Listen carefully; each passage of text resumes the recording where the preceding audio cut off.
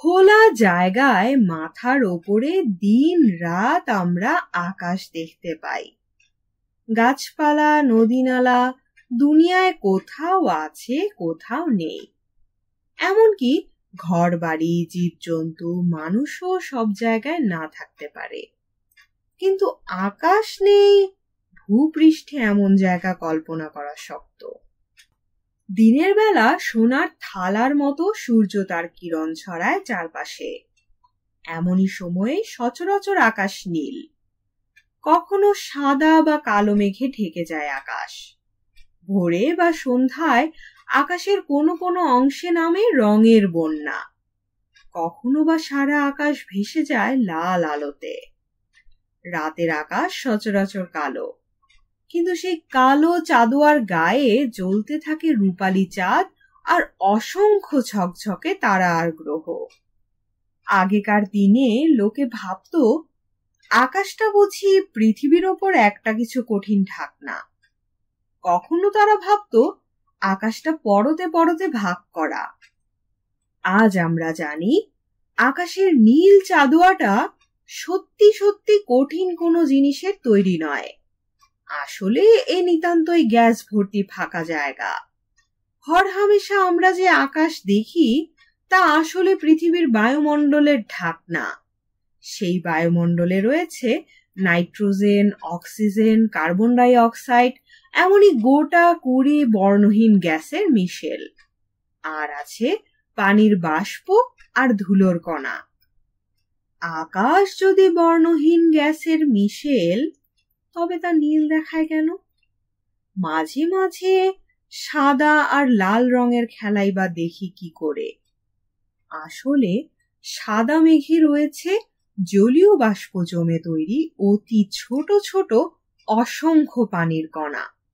কখনো মেঘে এসব কণার গায়ে বাষ্প জমার ফলে ভারী হয়ে বড় পানির কণা তৈরি হয়।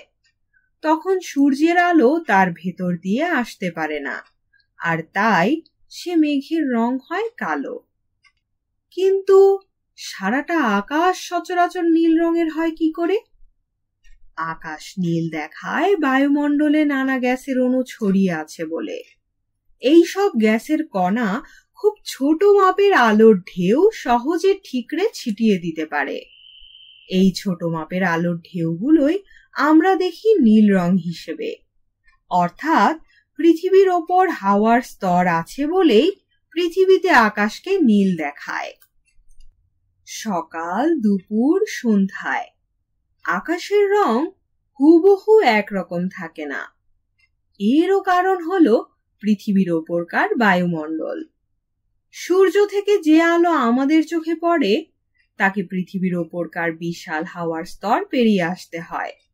দুপুরবেলা এই আলো আসে সরাসরি, অর্থাৎ প্রায় লম্বভাবে হাওয়ার স্তর ফুঁড়ে। কিন্তু সকালে বা সন্ধ্যায় এই আলো আসে তেরছাভাবে হাওয়ার স্তর পেরিয়ে। তাতে আলোকে হাওয়ার কণা ডিঙাতে হয় দুপুরের তুলনায় অনেক বেশি। সকালে বা সন্ধ্যায় মেঘ আর হাওয়ার ধুলোর কণার ভেতর দিয়ে লম্বা পথ পেরিয়ে আসতে পারে শুধু সূর্যের লাল আলোর ঢেউগুলো। সে মেঘকে তখন দেখায় লাল। ঘন বৃষ্টি মেঘের বড় বড় কণারা যখন আকাশ ছেয়ে ফেলে, তখন তার ভেতর দিয়ে আলো পেরিয়ে আসতে পারে না, তাই সে মেঘকে দেখায় কালো। আগেকার দিনে আমাদের ওপরকার আকাশ নিয়ে বিজ্ঞানীরা পরীক্ষা নিরীক্ষা করতেন শূন্যে বেলুন পাঠিয়ে বা যন্ত্রপাতি শুদ্ধ রকেট পাঠিয়ে। আজ মানুষ নিজেই মহাকাশযানে চেপে সফর করছে পৃথিবীর উপরে বহুদূর পর্যন্ত। পৃথিবী ছাড়িয়ে যেতে পেরেছে চাঁদে। পৃথিবীর ওপর 150-200 মাইল বা তারও অনেক বেশি উপর দিয়ে ঘুরছে অসংখ্য মহাকাশযান। যেখান দিয়ে ঘুরছে সেখানে হাওয়া নেই বললেই চলে। মহাকাশযান থেকে দিন রাত তোলা হচ্ছে পৃথিবীর ছবি। জানা যাচ্ছে কোথায় কখন আবহাওয়া কেমন হবে, কোন দেশে কেমন ফসল হচ্ছে। মহাকাশযান থেকে ঠিকরে দেওয়া হচ্ছে টেলিফোন আর টেলিভিশনের সংকেত। তাই দূরদেশের সঙ্গে যোগাযোগ আজ অনেক সহজ হয়ে উঠেছে। শুনছিলেন প্রখ্যাত বিজ্ঞান লেখক আব্দুল্লাহ আল মতি রচিত প্রবন্ধ আকাশ।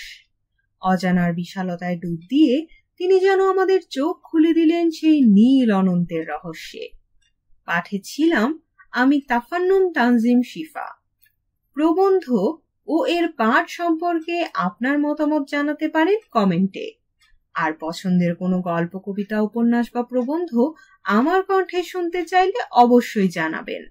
প্রবন্ধটি ভালো লাগলে বন্ধুদের সঙ্গে শেয়ার করুন, কারণ জানেনই তো আপনাদের ভিউ, লাইক আর সাবস্ক্রাইবই আমাদের পরবর্তী কন্টেন্ট তৈরির অক্সিজেন।